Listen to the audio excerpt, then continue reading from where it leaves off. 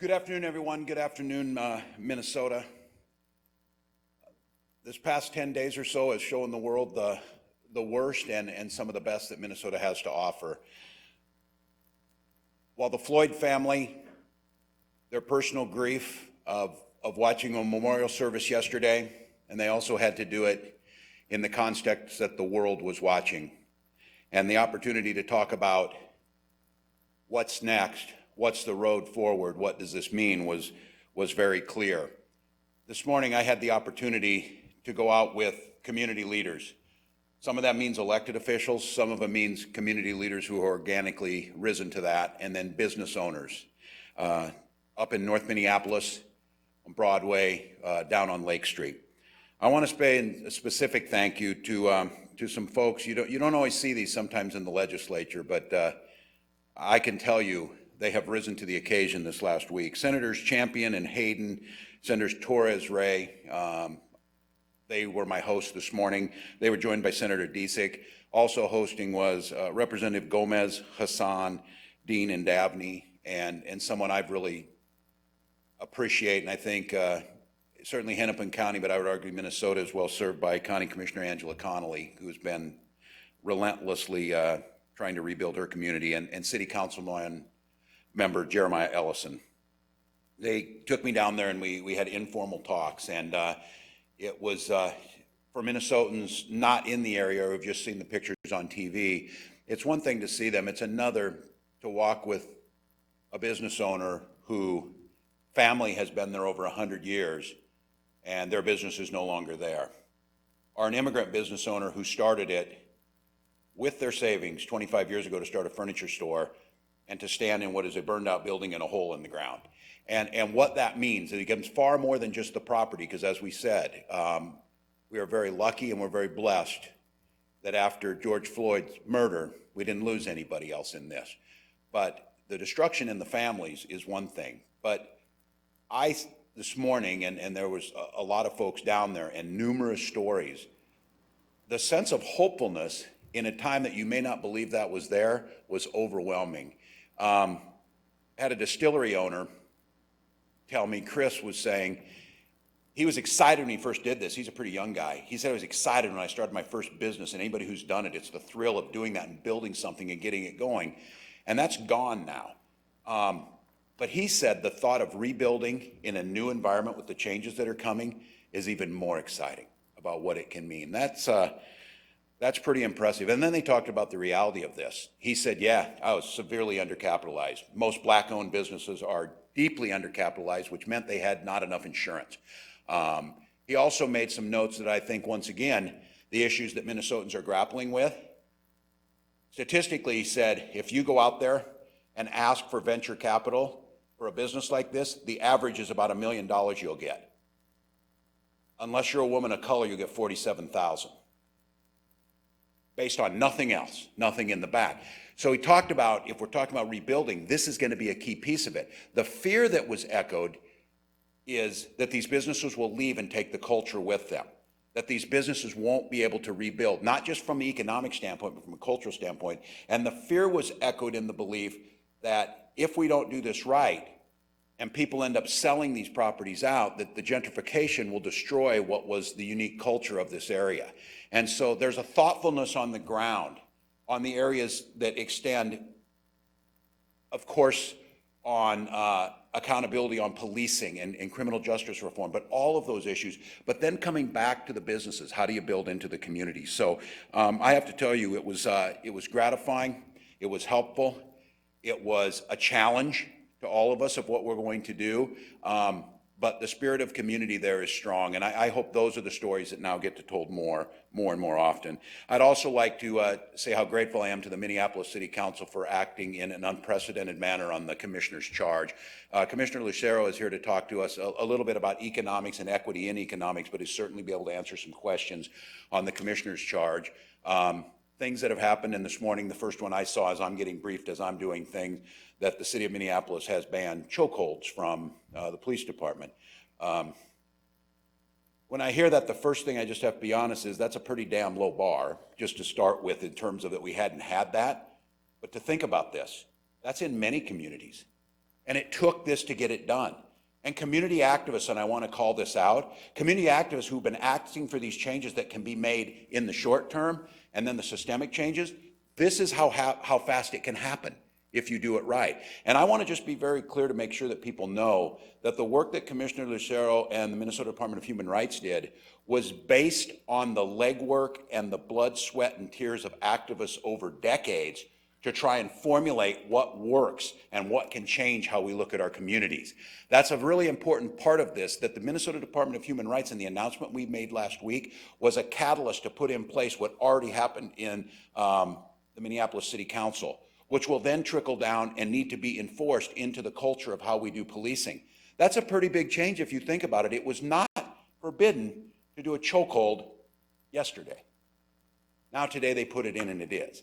So those who think that now is not the right time, and those who think that we need to think about this a little longer, have certainly not been paying attention. And if you needed the wake-up call, it happened last Monday and continues to right now. And then I'd like to talk about where we're at as a state, thinking about all of the things that can move together. We're going to have an announcement today in the midst of COVID-19, and many of you in the media and others have been still tracking this.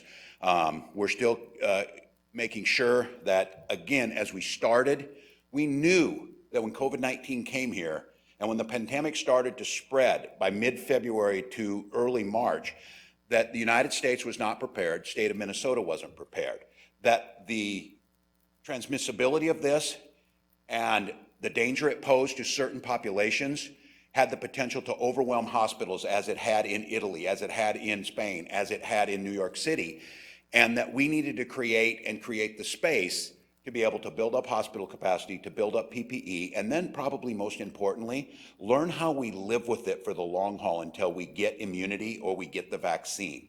And that's just what Minnesota has been doing. And today we're prepared to take another step of turning that dial. And I'm going to have Commissioner Grove, Commissioner Malcolm explain in greater detail.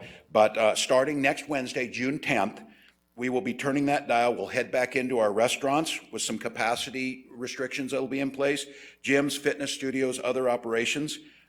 We believe we should be able to handle this. We're looking at it. I'm not going to say, and I think Commissioner Malcolm will be the first one to say it, we can't get complacent and we can't get lazy around what will happen here. We're going to really need to once again ask people to help make this work. This is the personal responsibility piece. If we all pack back in and we get next together and we know that these last 10 days have been difficult with that, we're going to hear Commissioner Lucero talk about how we will do that. We're going to make sure that we're not asking workers to go back into unsafe conditions without providing them the testing and the tracing and the isolation, and to make sure the hospital capacity is there for when they need it.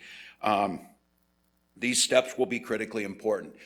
Commissioner Malcolm will be announcing, we passed 11,000 tests yesterday, even in the midst of what's happening in the confusions. We have the capacity now to reach those numbers we talked about. The idea just a month ago that we could test over 10,000 people on a daily basis was that moonshot we were looking for. Now we're ramping closer to, at the height of this, we'd like to get up to over 20,000 if that's what we need. And I think what Minnesotans need to remember is we may need to do this till next February or March or whenever that time comes, but that doesn't mean we can't be smart about how we roll back into businesses. We'll talk about swimming pools being able to open. We'll talk about what youth sports look like. We'll talk about indoor activities like theaters and those types of things that we can do, and look where our movement is and what it means if we get the spike, what it means if we see down the road here 10 days or so from what's happened this week, if we're going to see that.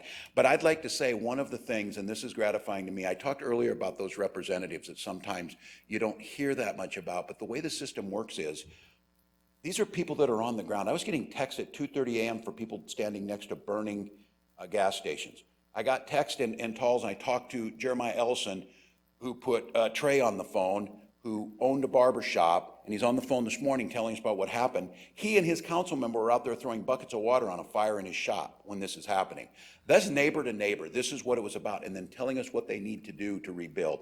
And then I have to tell you, out in greater Minnesota, about this idea, how do we reopen again? How do we get there? Dave Lisselgard's a member of Minnesota House from up north. He was the mayor of Aurora. He's a union guy.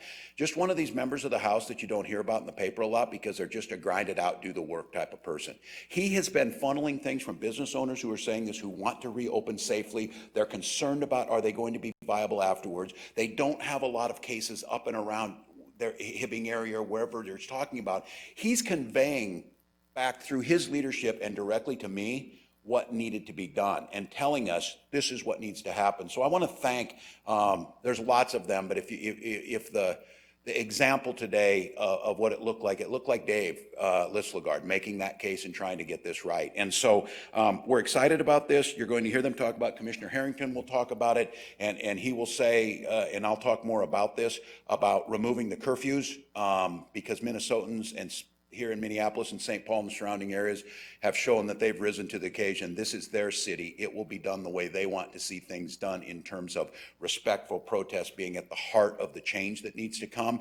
So I think with that being said, that worst part we saw earlier in the week and the best that Minnesota has to offer, we have that chance now. We have the chance to change the culture around police brutality. We have the chance to change around how communities interact with their police and with law enforcement. We have the opportunity to change how Minnesotans start to move back into a sense of operations around more economic activities and taking ownership for our neighbors and personal responsibility. All of that is upon us right now, and I think this announcement will really help. And with that, I'd like to have Commissioner Grove go into some greater detail.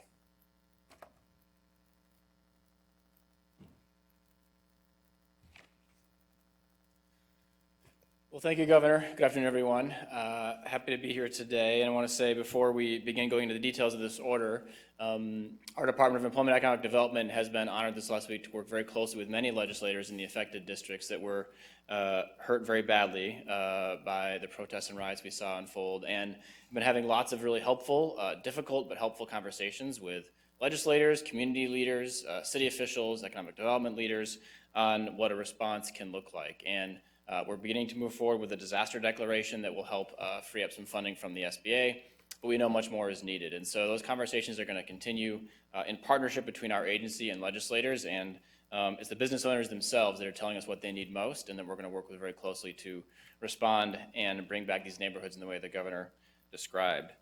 Before I get into some of the details on the reopening announcement that the governor mentioned a moment ago, I just want to do as we always do here in these moments of turning the dial and just thank our business community across the state. It has been nothing short of amazing how our small businesses and businesses really of all sizes across Minnesota have truly sacrificed over the past few months to help us stop the spread of COVID-19. And that has allowed our hospital system, has allowed our critical care capacity to respond and prepare for this increase in cases and allow us to ensure more Minnesotans can stay alive. And that has come at a great deal of sacrifice to so many businesses across the state. And not only have they been willing to stay shut down and help us grow our capacity, but they've found ways to contribute to their communities, whether it's changing their supply chains to build materials like masks or PPE that we need, or championing local food drives in their communities to help students and others in their communities get through this, or helping their workers make it through. We've just been so impressed by the partnership of the business community in our state, as well as helping us build these guidelines in a way that we think will work for the economy moving forward. As we've shown many times at these press conferences, we have a model here that is focused on dials in both workplace and social settings. We are moving those dials today to increase activity in our economy.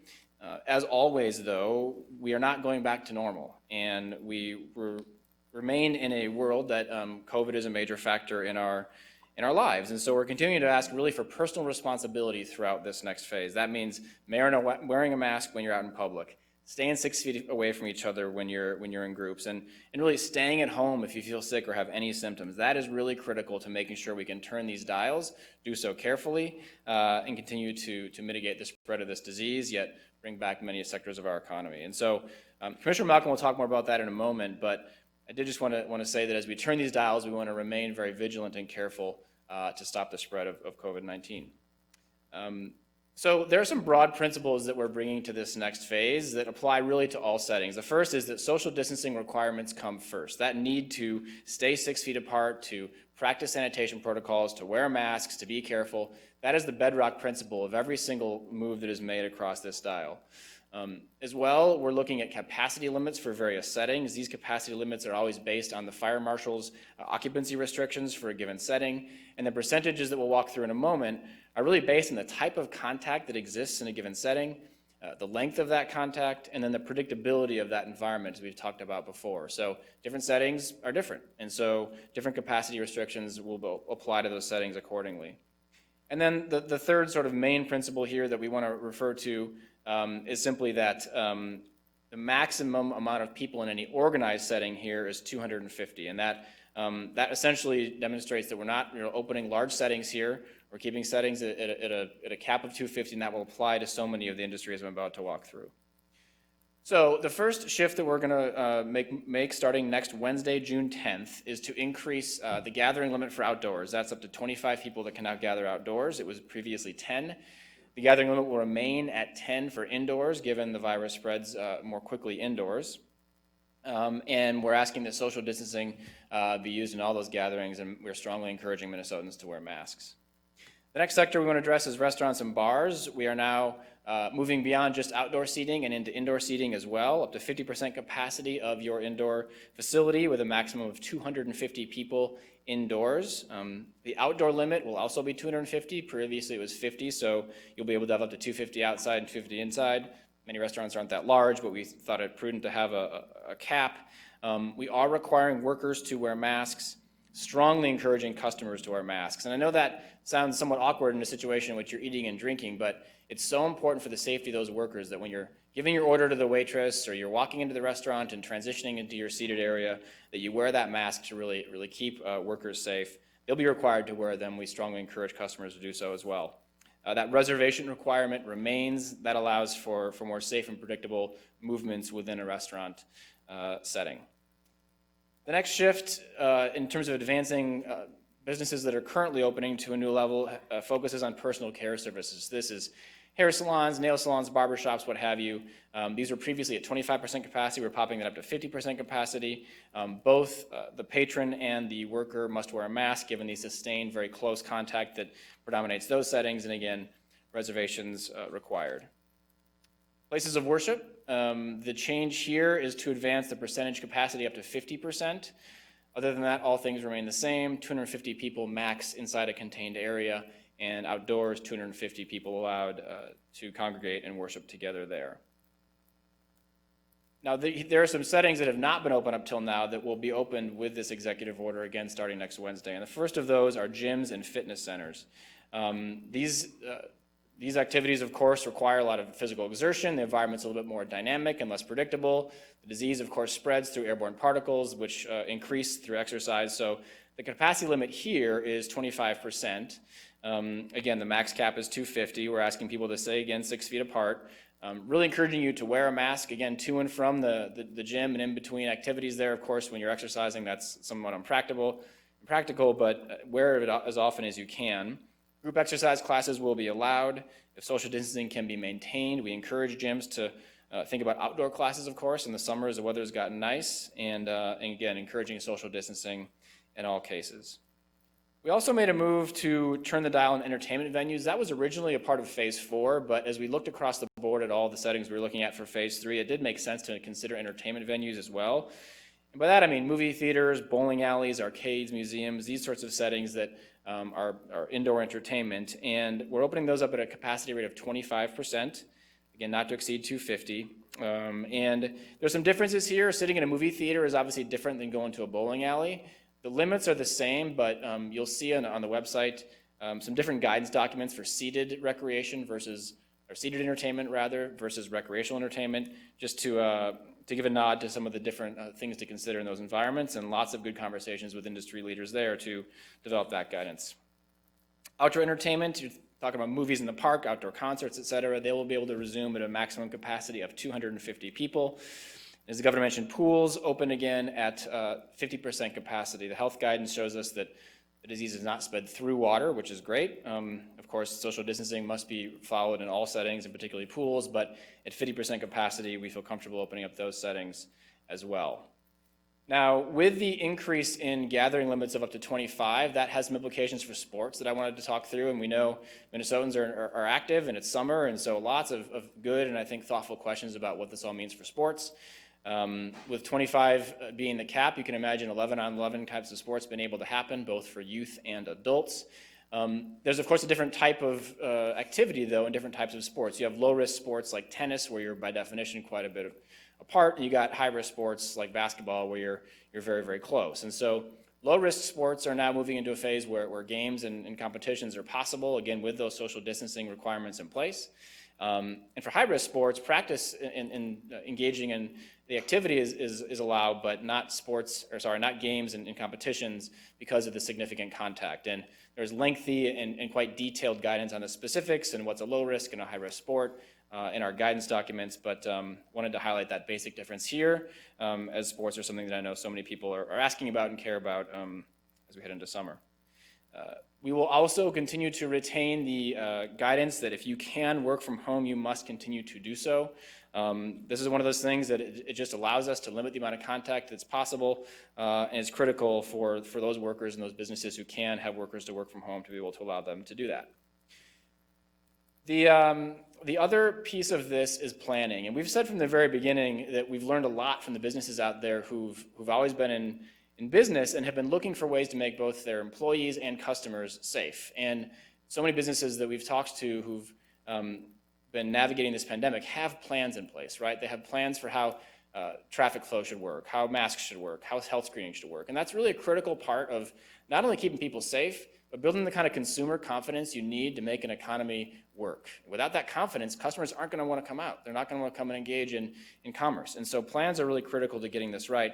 Up till now, we've just been requiring those plans for new non-critical sectors that come back into the market.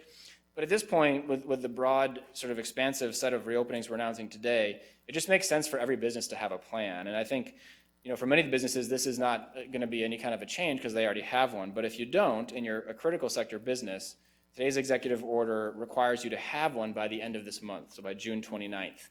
It also requires our departments of labor and health and deed to have additional guidance documents online by June 15th that will help in the development of those plans. Again, if they haven't been created yet, we'll have those live by the middle of this month, and there's a 2-week period where you can create them. You don't got to pause operations until you make your plan. Nothing has to change about how your day-to-day is going in terms of the plans right now, but again, this will be really drawn from CDC guidelines and help ensure consumer and employee confidence as we move into this next phase. So that's really the whole of the announcement today in terms of the executive order. A lot more details will be published online very shortly. We'll have a new website to roll out, and we'll share that information soon. This is a moment where I think we're really counting on Minnesotans to be able to re-engage in their economy, to go out and begin to engage in commerce in ways that they couldn't before, and to spend money in ways they couldn't before. And I think we're really counting on Minnesotans to get this right as it comes to social distancing and masks and being careful. And we've seen so much great togetherness in our state around that factor, and we'll continue to see it moving forward. Last thing I wanted to mention today that is unrelated to the reopening, but I think it's important to share, is that we are now in a phase of our unemployment insurance program where we're going to begin to transition to federal funding. And this is necessary because based on the clip at which we're spending our state trust fund, we expect that trust fund to go negative in early July. And so we're proactively addressing that by sending a letter to the Department of Labor to begin to draw down federal funding to pay those benefits. It will not change any of the benefit amounts or pace or efficiency of the benefits people receive. Many states have already done this, so this is a very common thing. We expect all states will have done this by the end of this pandemic. And it's just an important way to make sure we can continue to help Minnesotans get paid through unemployment insurance. The federal government has announced that those loans that come into states will be interest-free through the end of this year. And there is certainly precedent for this in many economic recessions. States borrow. We did so ourselves back in 2009 and paid it off by 2012. And so wanted to just share that with Minnesota that we're making that move. And again, we will not see any interruptions in benefits. This is just a matter of making sure we can continue that program, which has been such a critical safety net for Minnesota over the past few months. With that, I'm going to turn over to my colleague, Commissioner Jan Malcolm. She's going to walk through some of the health factors related to this decision and how we're going to think about making sure ongoing that we're monitoring these indicators really closely to make sure we get it right. So, Jan.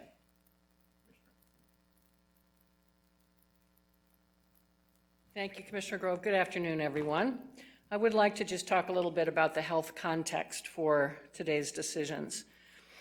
I'm going to show you a couple of graphs, and just note for those who are very careful students of these data that some of the data may not match exactly what you see on our website, because this, for example, is the last 2 weeks of confirmed cases in our state, but organized by specimen collection date, so it might vary a little bit from what we report in terms of laboratory confirmation date on the web.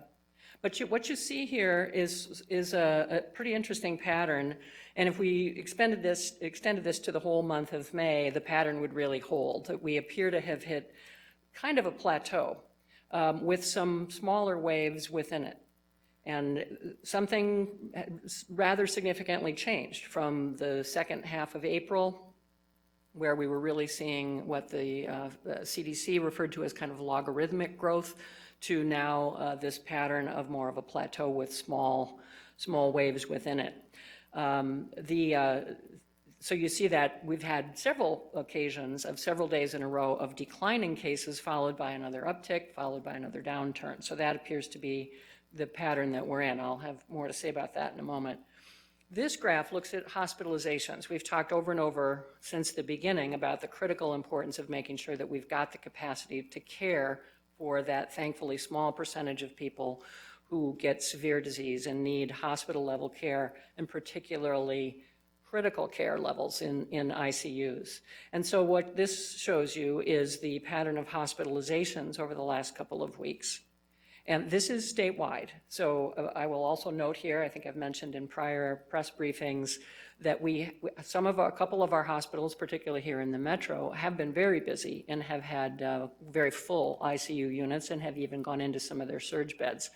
But statewide, we're in good shape for critical care capacity, and we also have methods and mechanisms in place to look at these data daily, multiple times a day, and are in constant communication with the hospitals and have systems to enable the movement of patients around, or the load leveling between hospitals, so that those that are getting overfull can move some of that patient load to hospitals with more capacity. But again, this just shows an encouragingly stable situation that reflects the hard work of our health systems. This is the chart that looks at how testing has grown, and there too we've had some ups and downs, and it's not been as steady a pace of increase as the governor challenged us to do, but I think we've really turned a corner and are in a much more sustainable position to continue to grow from this point forward. As the governor said, we today are announcing over 11,000 tests confirmed yesterday. So you can see there the pattern of testing growth and heading upward from here. We now have, our latest estimate is capacity for over 15,000 tests a day across the health systems, Mayo and the university, growing to 20,000 and beyond if we need it. So I'm going to talk just for a moment about what we've referred to in the past as our dial-back measures, the things that we're going to keep a really, really close eye on to measure the further progression of the epidemic in Minnesota. 5 measures in total. We have many more measures that we look at the health department. Well, we've kind of pulled out these 5 for particular focus. The first is the percentage of tests that are done on any given day that are positive, and we average that measure over a week. The second is the testing rate. The third is the percentage of cases that don't have any demonstrable epidemiologic link, that we can't trace back the source of the infection. This is known as community spread. The fourth measure is just the sheer rate of case growth, the case doubling time that we've talked about from time to time. And the fifth is a population-based measure of hospitalizations, how quickly hospitalizations are growing on a per population basis. So on the first measure, percent of tests that are positive, we're in good shape there. That threshold is we don't want to see that positivity rate reaching or exceeding 15% over a 7-day average, and we currently are at about half of that target level. The second, the volume of testing, again on a per population basis, because that's what really matters. It's not just the number of tests, it's tests per population. Our threshold is we don't want to see less than 50 tests per 10,000 residents per week. We are currently at 96 tests per 10,000 population each week, which puts us toward the top of the pack now nationally in terms of the rate of testing per population. The third measure is one that's a little more concerning, and that is the percentage of community spread. We've been talking about that a lot. Here we don't want to see community spread being more than 30% of all the confirmed cases averaged over 70 days, and we are just over that threshold, so we're watching carefully to see if that comes down in the coming days. The rate of new cases, the doubling rate, we don't want to see our number of cases double any faster than 7 days. We're way above that level right now, and quite honestly, as our case volume has grown, this measure is getting a little bit less helpful to us, so we might replace this one with a more refined measure in the days to come. Hospitalizations here too, on a population basis, and I think this reflects some of the busyness of the hospital sector as elective procedures have come back online, and as there was some definite uptick in hospital activity over the last 2 weeks of strife in our community. So we're above the threshold on that per population hospitalization measure, but we also see that move around a lot day to day. So as I've mentioned, it appears that we may be at a plateau in case growth, but quite honestly, we won't know yet the impacts of recent events for another 2 or 3 weeks. So I'm not in a position to say we definitely know now we're going to have a plateau, not a peak. We cannot yet forecast whether we will see a reemergence of trend toward a larger peak, or whether we'll continue to see what we think we've been seeing, a series of smaller waves, or whether we'll see a sustained decline in cases over the next couple of months. That's frankly not what I'm expecting, but we have seen that in some other states that weren't really expecting that pattern. And so I can't really predict with any confidence what's going to happen in the next couple of months. I definitely can't predict what's going to happen over the longer term. That is the subject of a lot of study and debate in the scientific community in this country and internationally, what we might expect to see evolve next fall and winter. But the bottom line is we are likely dealing with ongoing high levels of COVID-19 transmission for months to come. As the governor has said, most likely until we get herd immunity or a vaccine, which is quite a ways away. Therefore, we really have to learn to live with COVID-19 and to put COVID-19 in the perspective of other pressing health concerns in our communities by striking the right balance across goals for health, including, but beyond COVID-19, our economy and our societal well-being. And we're in a much better position today to strike that balance. We have more treatment resources, as we've talked about. We have more testing and more follow-up case investigation capacity. And very critically, we have more measures to protect priority populations. Our residents and staff in long-term care facilities, in our communities disproportionately impacted, and in hotspots as they emerge. And that is a very key piece of this whole equation, that we absolutely understand that we are still in a pandemic situation, that these further reopenings will increase the risk of spread, but we believe we've got the tools in place and the measures in place to carefully watch to make sure that we are in fact able to manage whatever degree of increased transmission these moves may contribute to. And with that, I'm very proud to introduce my colleague, Commissioner Lucero.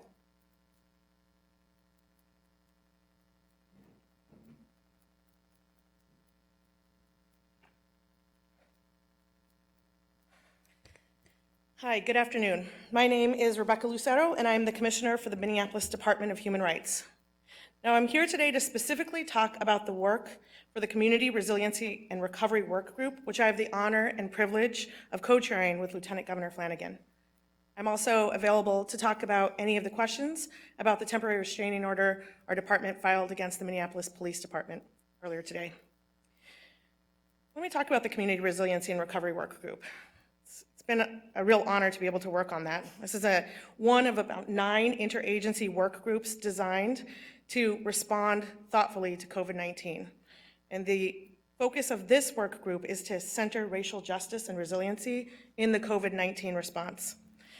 The goal is to develop and implement, oh, I broke the slides. I'll come back, great. Thank you. But I can keep talking about this right now. So the goal is to develop and implement near and long-term strategies and guidance to best support the recovery and resiliency from COVID-19 for Black, Indigenous, people of color, immigrants, refugees, and mixed status families. We are holding space and focusing on race and ethnicity because of how COVID is specifically exacerbating tremendous inequities for people of color and Indigenous communities. Perfect. But it's important to note that the work is always intended to bring greater justice to all of our complex intersectional identities by honoring systems, by honoring community groups that do the work to heal and provide the support to community.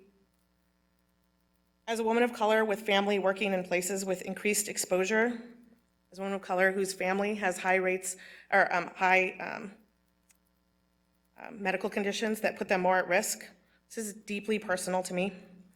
And I work closely in partnership with community leaders who are desperate to keep our communities safe every single day and make sure we can recover in an equitable way. And COVID-19 is impacting communities of color disproportionately in Minnesota and across the country, especially for Black and Native Minnesotans. Of course, it's always important to start out explain why this is, because without adding context, it can seem confusing or add stigma. So here are the 3 things that is important to note. First, because of generations of inequitable healthcare and inequitable poverty rates, people of color have higher risk of multiple health issues such as diabetes, heart disease, severe asthma, and obesity.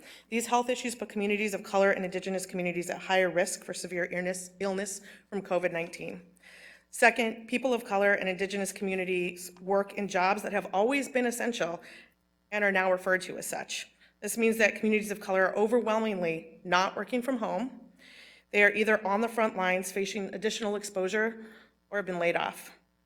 Many of these jobs, and this is the third thing, many of these jobs are low-wage jobs, and many folks do not have access to adequate health care or child care, compounding existing disparities and harming communities. So with that context, what are we seeing right now in Minnesota? Black Minnesotans test positive at twice the rate of the overall population and 4 times higher than white Minnesotans. And Latinx Minnesotans test positive at nearly 3 times the overall population and 5 times higher than white Minnesotans. Let me talk about that data a little bit differently. So Black Minnesotans make up 6% of the population in Minnesota, and yet make up 24% of those who have tested COVID positive. So we have been talking about this issue for a while, and I really commend Commissioner Malcolm for raising this issue consistently. I believe that there's only about 14, 15 states around the country that are talking about COVID-19 as it relates to race and providing data. So today we are continuing that quest. So we launched an online dashboard. You can see it online right now. We're providing data in as disaggregated a form as possible, and we're working on improving our disaggregated data processes within our state systems. You can go to mn.gov/COVID-19 to learn more. So I'm asking you to talk about this issue, talk about race and COVID-19, and when you do, please provide that context to prevent any stigma or confusion around it. So I want to talk about what the Community Resiliency and Recovery Workgroup is doing to address these inequities. First, we listened a lot. We heard from countless community members and workers, and then we have been acting fast to respond. A few quotes to note. I drove to 4 testing sites locations today, desperate to get tested. Nobody would test me, even though I have symptoms. There are too many bureaucratic hoops to jump through to get tested. I don't know what to do and I'm scared. Or, I have a friend who does not have a car and is finding it hard to get testing. I'm hoping we are thinking about those in our communities who do not have cars. How can you come to directly to our community? Or, I don't have insurance. I cannot get tested. Please help. And to each one of those people that we heard from, we have very quickly put systems into place to change that and solve these problems. We developed a 5-point plan to increase testing for people of color and Indigenous community members in Minnesota, and we are implementing this quickly. First, broad access to community tests in community sites. This is happening. We did a test run. We learned a lot, and you should start seeing a lot of mobile testing sites in the weeks to come. Next, increased testing at community health clinics. This is also happening, and I really want to stress the no barrier testing that we are talking about so that everyone should be able to get a test that they need no matter what. Of course, we've prioritized testing in industries where people of color are heightened exposed rates. We talk a lot about keeping communities safe by encouraging communities to wear masks. And then, of course, we want to make sure our messaging is as accessible as possible by ensuring that we are translating as much documents as possible. Let's talk real quick about that, the mask issue. In the last 10 days, we've actually provided 100,000 masks to community. In fact, yesterday we distributed half of those masks to about 65 community organizations who have folks working in community right now on the ground in Minneapolis as part of the protests, gatherings, and mournings that are going on as a result of George Floyd's death. Additionally, the Lieutenant Governor dropped off 200 masks to the memorial on 38th this week for folks who are gathering, serving food, organizing, who are not able to bring their own masks. We are committed to ensuring that folks are safe and have the space to be in community at this sacred space. Let me talk about another priority, worker protection. That was something that Commissioner Grove talked about is a really important part of this. The Community Resiliency and Recovery Group has built into it members from the Department of Labor, from the Department of Economic Development, from DEED, and they are working right now to put together trainings that are geared to and for workers. For worker protections. So you'll see these trainings in the coming week, and it's essential that employees understand what's required. Employers have to understand, and employees have to understand. That way the workers have the information they need to do their job as safely as possible. Another priority, community organizations. You are the lifeline of our city, of our state. You are incredibly important. We are certainly being reminded of that yet again this past week. So we are working to get funding directly to organizations run by and for communities of color who know best what is needed for recovery and resiliency for for their own community. I'll also just mention again the translations, because this is important. So all state agencies are now expected at a minimum to translate COVID-19 materials into Hmong, Somali, and Spanish, unless, and also community-specific languages as well. We're doing more than just translating. State agencies are working to bring in more people who speak multiple languages to provide assistance to communities speaking multiple languages. We are striving to be responsive and representative of the communities that we work with every single day in our effort. This is what's required to build an inclusive community in Minnesota. As you can tell, there's a lot of important steps that are happening right now, and there's a lot more work to do to intentionally center those who are the most impacted here. I just will leave with a couple quotes from community members who we've been meeting with on this issue that I think are really important to talk about the resiliency that is inherent in our community. So first, we see this as an incredible opportunity. We are innovators and we work hard to serve our community. Another community member said, "We are in an era of unprecedented cooperation and collaboration amongst our orgs. We are deliberately trying to reject the colonialized model that creates incentives for us to compete against each other. This is a moment to leverage." Another community member said, "The beauty of this situation is we get to strip this house to the studs and ask ourselves if what we built was working and rebuild it." And another said, "We embody resiliency." Thank you very much.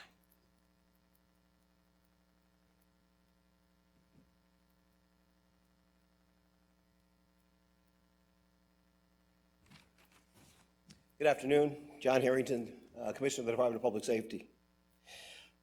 We've had a few good nights. And I don't take that for granted, because when we first arrived, the state first moved into trying to help the city of Minneapolis, it didn't seem like there were going to be good nights coming anytime soon. So I'm really impressed by all of the work that has gone in, work by community, work by police, work by the National Guard, work by the troopers and the DNR, everybody working together to keep the peace. And we're moving now from that place where we've had some good nights into a place where we're talking about resiliency for our communities rebuilding, whether it's rebuilding physically, cleaning up the mess and cleaning up the burned out buildings and reopening stores and tearing down the plywood, all the way back to trying to get some pharmacies open again so that grandma and grandpa can get their medicine and not have to drive out of state to try and find their medicine. So we're building our way back toward resiliency. I will tell you, over the weekend, state assets, local police, county sheriffs, military resources are staying prepared. We're going to be still out there. We're reducing our very public-facing presence, but there's going to be just as many people working to make sure that Minnesotans and people in Minneapolis, the Twin Cities, stay safe. Our law enforcement partners, we met, and we think that, frankly, Minnesotans and Minneapolis folks and Twin Cities, St. Paul folks knocked it out of the park on the curfew. Every night, it got better.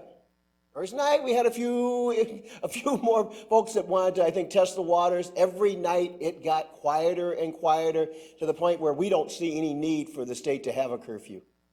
And so there is not going to be any curfew this weekend. Last curfew ended this morning.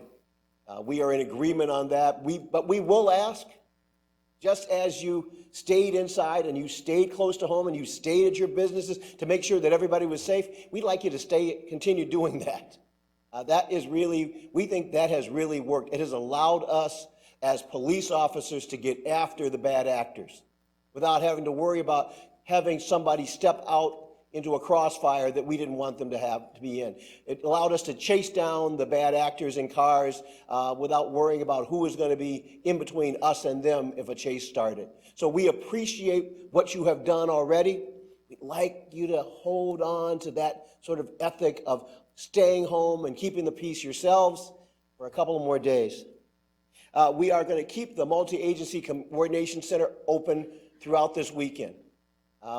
Frankly, this is a matter of being vigilant. I've mentioned that in my mind, while we have had some success, success is never a guarantee in my business. And so success is as guaranteed as we are watchful and aware. And so having the Multi-Agency Command Center open will make sure that the people that are keeping track and that the assets necessary to respond like that are ready and able to go. The State Patrol is going to start sending some of the troopers back to those greater Minnesota roadways where they're so desperately needed. I talked to a couple of chiefs in greater Minnesota that said they want their troopers back. I think that's partly they're getting tired of taking the crash reports themselves, but just as much as that, they want to see those troopers there because those troopers are not only highway patrol and highway safety, but they're also the backup for those local departments when times get tough. And so we're starting the process of demobilization or sending those troopers home. That started this morning.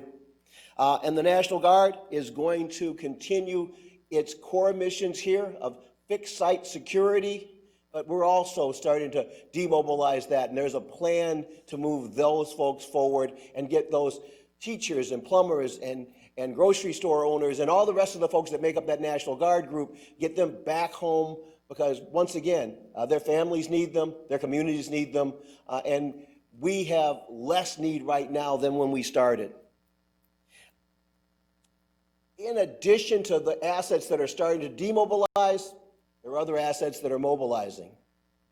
ATF, Alcohol, Tobacco, and Firearms, is on the streets working on explosions, on fires, and working with us with the local fire chiefs to make sure that those who set those fires are held accountable. The FBI is working with us and the BCA to look for those folks that we have seen out and about with guns in the night. And we continue to get those reports from community. And we're looking for them actively, and we're continuing to take information on that. We are going to continue our investigatory part of this long after you stop seeing uniforms standing guard at corners until we have held people accountable. When I was at the MAC just a little while ago, talking to the rest of the cops and the fire chiefs and everybody else, the emergency managers there, and we sort of talked about this as sort of a graduation.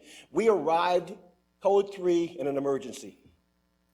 And within a day or so, we were monitoring and managing a crisis.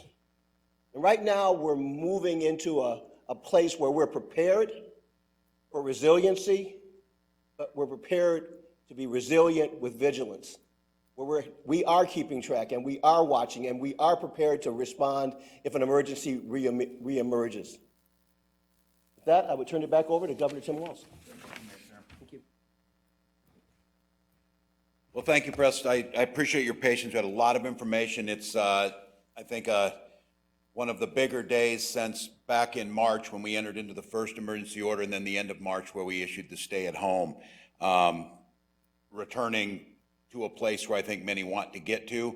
We're going to have to work together. I want to thank Commissioner Lucero on this work. Just to be clear, what everybody was listening there is the angst that you saw on the street is a whole bunch of things piled together over an awful long period of time. One of those is health disparities, and that's what you heard there. So I just want to say this work was started in April before the situation of the murder of George Floyd, but it's those types of things that need to be addressed so you don't get to that point. I would address on the curfew, I really do want to thank Minnesotans. We asked you as we took the violence off the street and we separated those folks who wanted to tear down our communities from those who are out there to build up our communities and make it better. What I would tell you is the folks who are on the streets now, those of you who protested peacefully over the last week, changed the policies on chokeholds in Minneapolis. This is what direct citizen engagement looks like. And what I would tell you is we want to get really good at protecting that. I would encourage you, please don't quit. Please continue to lift that voice. Please continue to give the momentum to make these things happen, but let's do it in a way that we do it so we're not engaging those folks who cause problems. Let's do it in a way, just simple things of coordinating with us. One the other day is that we can help with. If we're going to have a large gathering of 6,000 people on the Capitol, and we want you to be able to do that, we need to just have a little lead time so we can get toilets there and those types of things so that it's at least comfortable and you can do those things. And if you can stay off the freeways, I understand it makes the point. If you're being heard doing it this way, and I would tell you now with the legislature coming back in, you build capitals with big front yards, not to admire them, but to fill them with citizens. That's the purpose of why they're built that way. And so I really encourage you to continue to do what you've done. Let's make sure we're continuing to keep some folks off the streets that should not be there. We'll do the work there. And I just want to tell Minnesotans, this sense of getting back, the businesses who have suffered through this, you've kept us safe, you've got us ready. We'll do the best we can. I today did my kind of first transaction other than take out food. I called ahead this week and the line was big, so I got in today, was able to get a haircut where they had spaced out. You couldn't be in the line. Once your time was up, you needed to be there and get in. They took my temperature entering the door. It was totally disinfected. It was masked. It was a fairly large room with just 2 chairs across from each other. I was in there about 11 minutes, did a cashless transaction, and went home. And granted, some of you will take longer because you have more hair, but you will see is these businesses are doing it. They're doing it right. That type of setup gives me great confidence. I think I could assure people I would feel safe in that environment, and I do not believe that the health people would tell us this, that our chance of transmitting was relatively low in that engagement. It was very predictable, it was very small, it was very controlled. By next Wednesday, we have a lot of that going on. So let's start. Tom? A lot of people are wondering about the logic on the numbers. You can have 250 people inside a bar, up to 250 outside, but at home you can only have 10 people inside and 25 outside. And yeah, I wish I knew the logic on where you could argue that people know more about the people coming in and out of their home than they do in a bar. Yeah, I'll let Steve talk on this, and I'll come back to this again. It's the one thing it came back with, when CISA requirements on big box stores versus small box stores. Sometimes there's not necessarily, the logic is a little bit harder to follow. Jan and Steve may talk about this. I just want to be clear to Minnesotans, there's not a fix on this. If you look across the country, and I do think you need to recognize, and this is why I'm asking for some some due diligence here. This puts us into one of the more open states is how things are going. But we're using lessons learned from those other states. And Steve, maybe you talk about this, but I'm certainly not going to tell people that there's not a fallacy in the logic on some of this, that we're trying to balance a lot of things. And I think it'd be a good time for me to tell you this too. When you looked at those numbers that the health department put up, you saw us as red on a couple of them, slightly red in a few areas. If we were going to go by optimal health suggestions and requirements to us, that would have been what the White House did, and there'd be yet no state, I don't believe, would have met those requirements.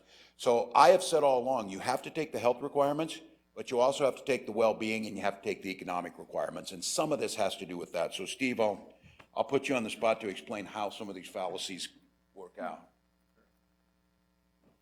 Thanks, Kovat. It's a great question, Tom, and I'd say that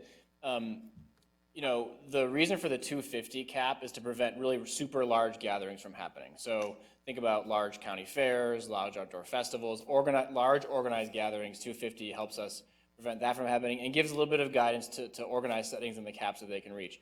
That's different from a social setting.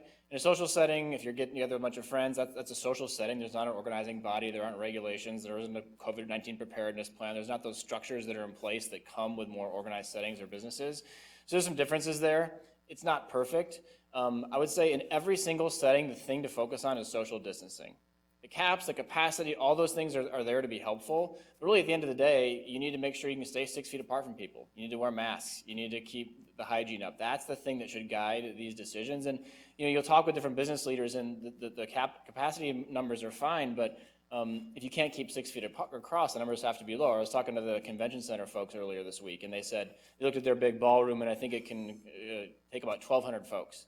But when they did all the math and mapped it out and looked at the tables and the differences they'd have to have in terms of distance, they thought they could really only get about 190 in there and still keep the social distancing requirements in place.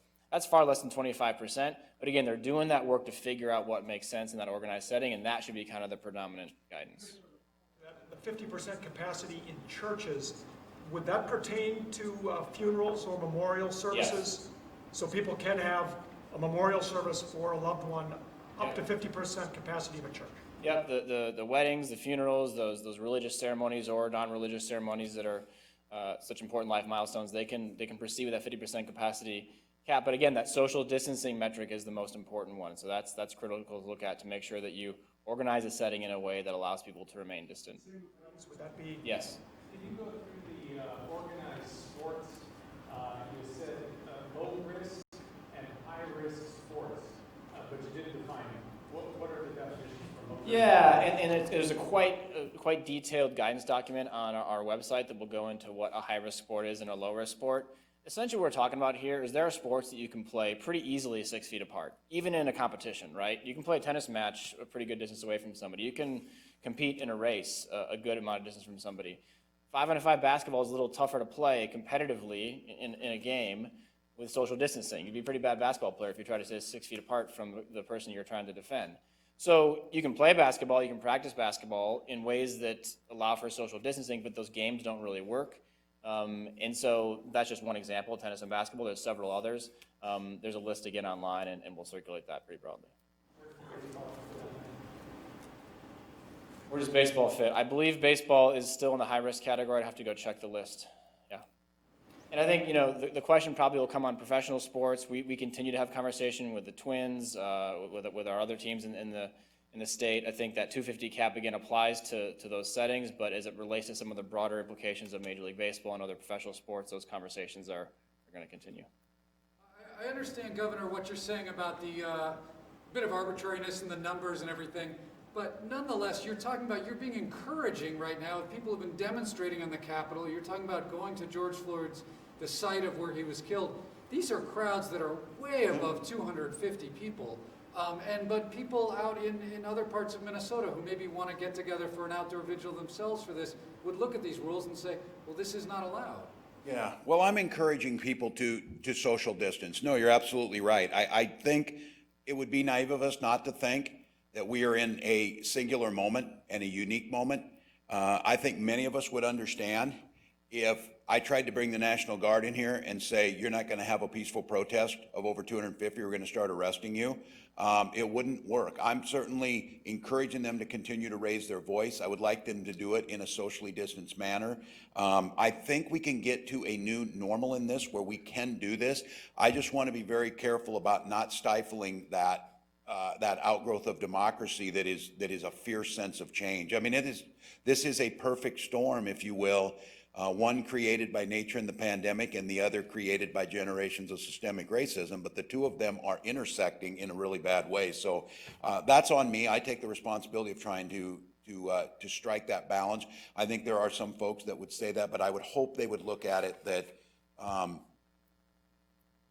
that this issue and where they're at and in the space of the Capitol and some of them around there is simply something we have to figure out how to do in the long run. I have to be honest with you, hours and hours of late night conversations. I won't speak for Commissioner Malcolm, but I don't think I would be wrong that she expressed deep concern about a lot of these being close together and what's going to happen. So it's a good question. Yes. Follow up to asking about funerals and things, Governor. You were at the memorial service yesterday. So many people watched it at home, and so can you just speak to, was that sort of an acceptable? Does that fit the guidelines? And do you think it was a good example since so many people watched it? Yeah, it was certainly a good example of humanity being displayed. It was difficult. I think in that setting they did the best they could. There was seats between us unless you were with family. But it was a confined space for 2 hours with singing. I think from a COVID perspective, again, this is measuring many of these things. Denying that to happen as a healing on a broader societal well-being, I don't think would have been a good decision. But no, we probably could have done a little better as far as the social distancing. But I think, again, the candidness around the unique nature we're in, I think it had to happen. But, you know, I want to just be cognizant of those people out there who had parents or brothers or children die and had to put off gatherings where people wanted to be in there. That's real. And I don't think there's a real good answer other than we're trying to maintain in this. And this situation is of global importance as it was yesterday. But I would say to those people who are feeling that way, you have every right to feel that there's not a sense of fairness in that this situation came upon it. So. Can I ask a question for Commissioner Malcolm? If I was listening correctly, you showed a range of options of what might happen in terms of the continued, if we're ebbing in cases and a continued decline. And one of the options was, well, it could slowly decrease over the few months. And if I heard you right, I think you said, but I don't think that's going to happen. I wondered if you could elaborate on what you think is going to happen. Have you looked at the information? Do you have a hunch on where this is going to go from here? Because it sounds like you do. Well, actually, I was trying to communicate that I don't really. I mean, I think that there are all kinds of theories and projections, and we're watching closely to see what happens in other states. The epidemiology looks like it's different from place to place. The shape of curves, peaks, declines, plateaus. What I was sharing with you was the last month's worth of data looks as though we may be at a plateau with some smaller waves kind of on the top of that plateau. What I can't say with any confidence is whether that pattern's going to last, or whether in fact the climb toward a peak is going to reemerge, or whether, as we are seeing in some other places, whether we'll start to head more steadily downward in terms of a decrease in our cases. If we do head downward, the temptation's going to be to think, well, great, that's over with. But leading epidemiologists are warning us that a decline in cases may actually indicate this might be more like the 1918, 1919 flu pandemic, or H1N1 about a decade ago, which had kind of what we've been seeing so far, a relatively small wave followed by a much larger wave the following fall. So all of that is just to say, this is just fast emerging, and we're going to just have to continue to watch and monitor. But the point of the slides was just to say something changed between April and May. We're in a more stable situation at the present. We believe it's, I would say, more likely than not that we will stay in a situation where we're going to continue to have a fair degree of COVID in the community for quite some time to come, which is why a sustainable strategy of openings of society coupled with some really vigilant public health measures is what we've landed on. Follow-up to that, you've had about a month of a focused strategy in long-term care. Obviously, there's been a lot of deaths, prevalence of deaths in long-term care. Are you seeing any evidence of that strategy working? Are cases declining in long-term care? Are you seeing anything working? Yeah, actually, we have seen some evidence of progress. We've seen a number of facilities, the number of facilities that have current cases declining. A lot of facilities who had cases previously no longer do.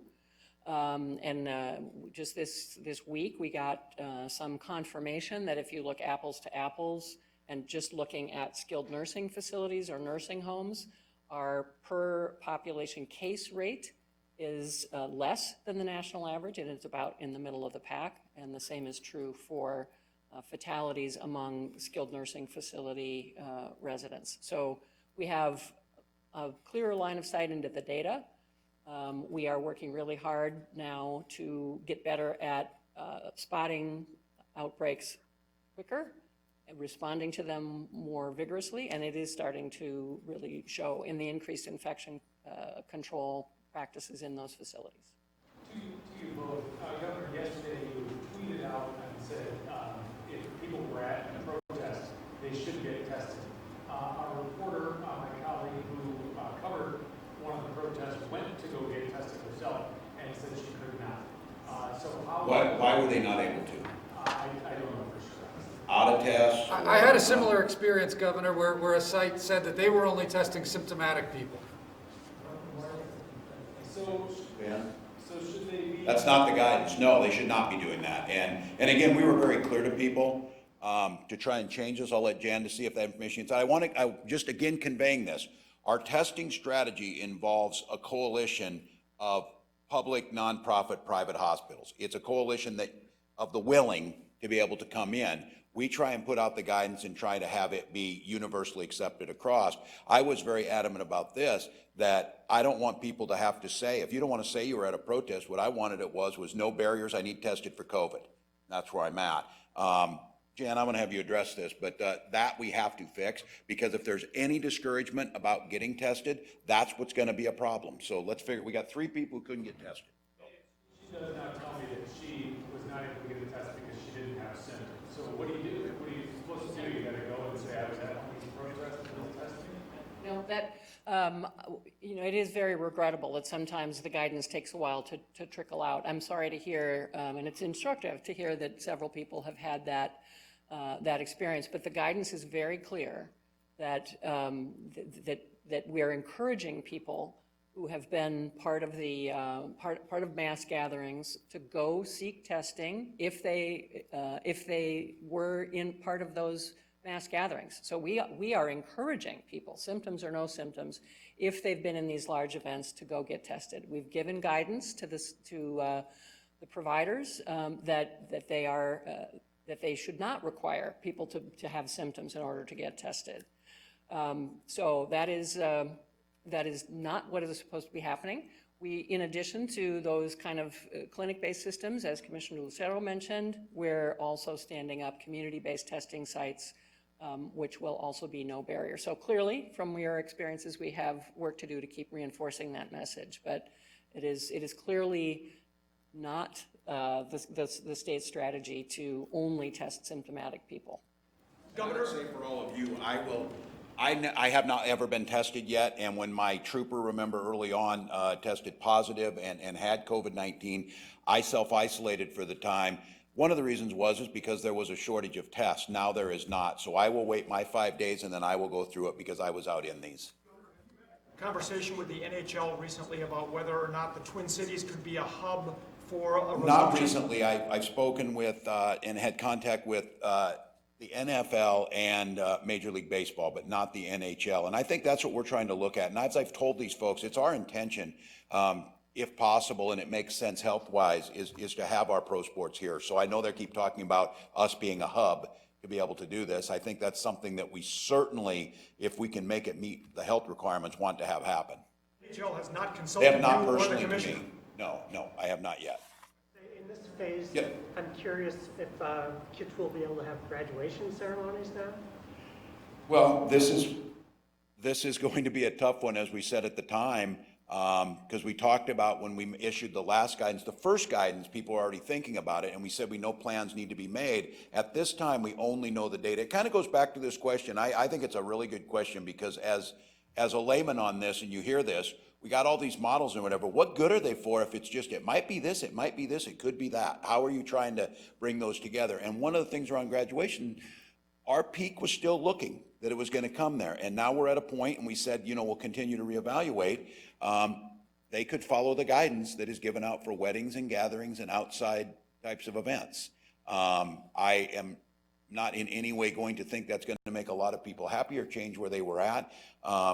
But Steve, I think you get this. That's the guidance, so they certainly could do that. Sure. Senate committee has recommended to the Department of Health to seek long-term care information, long-term care facilities and state response.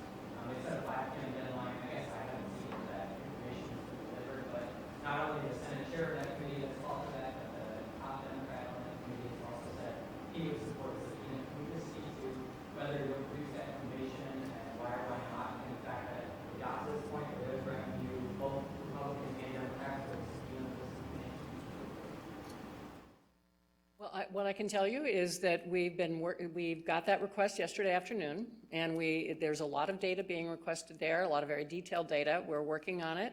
I need to get back to my office soon to check on the status of that. It's certainly our intention to be responsive to the data that we feel we're authorized to release, and to do that timely. So we certainly have every intention of responding to information requests. As you know, I certainly will be having further conversations with the committee and with the chairs. We provided, or attempted to provide, a great deal of information earlier this week that we didn't really have time to go through. So I know this is going to be an ongoing conversation. Some of that information you feel like you can provide in terms of subpoena, can you talk to what happens next? If they're threatening you to do that, do you feel like privacy law will let you disclose what happens? That is, I think, part of the question is what data can be shared while protecting privacy rights. I know that there's been some legal analysis of that, and if the committee doesn't feel like our responses are in fact responsive, as I think the chair said, that is an unusual move, and we would just have to see what happened. It's certainly our hope that what we're able to provide is responsive, and we don't need to go that route. Can you clarify wedding receptions? We have a question coming in about wedding receptions, not necessarily ceremonies, but gatherings after a wedding or funeral. Yeah, it's a good question, and maybe I should say what I should have said before, which is these guidelines, they're important, they're critical, and they're profoundly uncomfortable to create. I just want to be honest about that. This is not something that we enjoy, the sort of social engineering aspect of this, but it's so essential that we have these guidelines to make sure we can do this in a way that's safe. As it relates to wedding receptions, you would consider that in the same way you consider the wedding event itself. If it's at a restaurant, then of course it would follow the restaurant guidelines. If it's in another venue, again, that same capacity restrictions for events and entertainment of 25% of capacity, a max of 250. Obviously, the things that you would associate with a wedding around dancing and things like that would have to be taken into consideration as it relates to social distancing, because that, again, is the bedrock principle of all these things. So, and that, again, applies to both church and non-church settings. Governor, this morning, Senator Gazelka gave quite a bit of remarks, his most in-depth public remarks to date. He said a lot of things I'd like you to respond, but the first thing I'd like you to respond to is he asked that you and Mayor Fry give a public apology to the people of the Twin Cities and the state of Minnesota for what happened Thursday and Friday and Saturday with the damage. I'd like your response to that. Well, I've said all along on this, the buck stopped with me on everything that we do. An unprecedented situation in our nation's history that spread and replicated itself in other cities. My hope is, though, that the focus on progress is what Minnesotans are looking for. Seems premature that a postmortem has been done on everything, and now we're going to go to that place. I certainly don't think Minnesotans want to see that. I've said all along, I take responsibility for the things we've done. You've seen us when we've made mistakes, we've acknowledged. So these are complex situations, ever evolving. I listen to the advice of my experts and commanders on the ground. I think criticizing the Guard and the State Patrol in this for strategic plans is probably not the place right now that we need, but there'll be a time and a place for that. My pledge to Minnesotans is always progress. That's what they're looking for in moving things forward. He also said, why not just open the economy 100%? The social distancing, he said all of this complicated formula of turning the dial is just getting too much, and that the economy needs a bigger boost. Well, that's an opinion. It's not where a lot of the science is at. It's not what the University of Minnesota showed that we had, again, separate from the model that we had saved lives. I think it's easy to coach from the seats on the side, to not have to be there. We've certainly tried to explain everything where we're at. It's complex to make the decisions. Again, if I did that and people die, I'm assuming that my responsibility, as I would take it, would be upon me. I'm making the best judgments possible based on listening to experts and watch what's helping across the country. I have data that's coming across. If it was from last week, the Defense Secretary and the Chairman of the Joint Chiefs of Staff said the operations that were carried out in that environment were the best that they had ever seen, and I'm sure we'd go on public record to say so. So I'm not in a debate about where it's at. I'm in a race to try and make sure things work, and I certainly believe this. So from the beginning, I find the irony of some of this is the denial that this was anything more than a flu, the denial we should do everything, but on the other hand, we're not doing enough to the dangerousness of using data in long-term care and trying to let the public see that there's a difference between skilled nursing and long-term care. These are private industries, and before I was governor, had no regulation of them whatsoever. I signed into law legislation making sure that these were places that had already been violating. This is not helpful at this point in time. I am more than willing, as I said again, for us to continue to acknowledge where we could get things differently, but this process now puts us on the front end. And if the senator wants to go and ask all the hospital CEOs, they would counsel against this move. And I had to take that into consideration, and I have to take the responsibility and the risk. So I get all kinds of ideas thrown out there, and when they don't play out, for example, keep the curfew on, keep it longer, and keep it indefinitely. Okay, what happens if that leads to more rioting?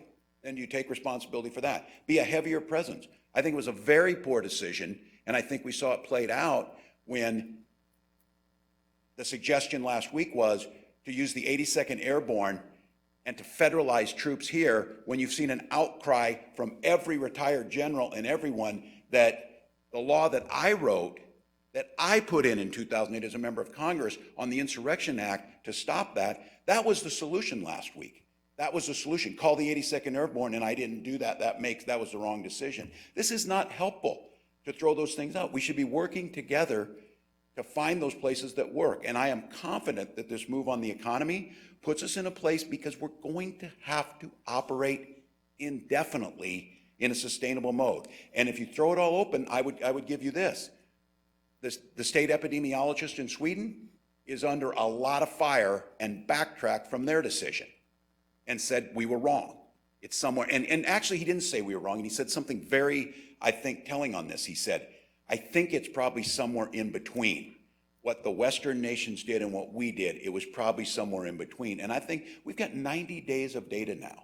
And I think that's the thing as we start to track it and see patterns. 90 days of data in the scientific community is nothing.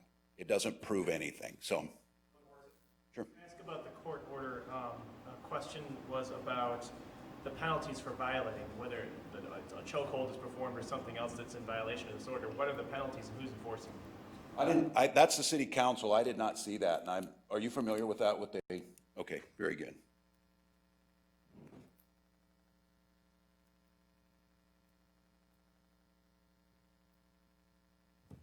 Yeah, thank you. So just for a little bit of context, today the Minnesota Department of Human Rights filed an emergency court action and a proposed court order that details immediate changes that must be put in place. These changes are designed to stop ongoing irreparable harm to Black, Indigenous, and communities of color who have suffered generational pain and trauma as a result of systemic and institutionalized racism. Every one of the changes that were put forth, including the chokehold provision, come directly from community and have come directly from community over and over and over again. As Minnesota's Civil Rights Enforcement Agency, we are committed to doing more. When it comes to the ban on chokeholds, I just want to explain what's going on there. Currently, chokeholds and neck restraints are permitted. In fact, in the policy and procedure manual, it is permitted under a variety of situations to utilize a chokehold to even render someone unconscious. So with this change, chokeholds and neck restraints are prohibited for any reason. This requires the city to amend its department policy and procedure manual to make that change. If this isn't done, then there would be a contempt of court, and the court would have broad latitude to be able to implement changes or enforce as they see fit, given the circumstances that come before them at that time.